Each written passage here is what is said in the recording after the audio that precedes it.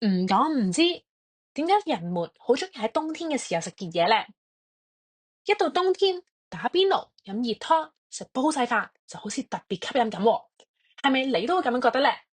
咁點解我哋喺啲凍嘅天氣入邊就特別想食熱嘢啦？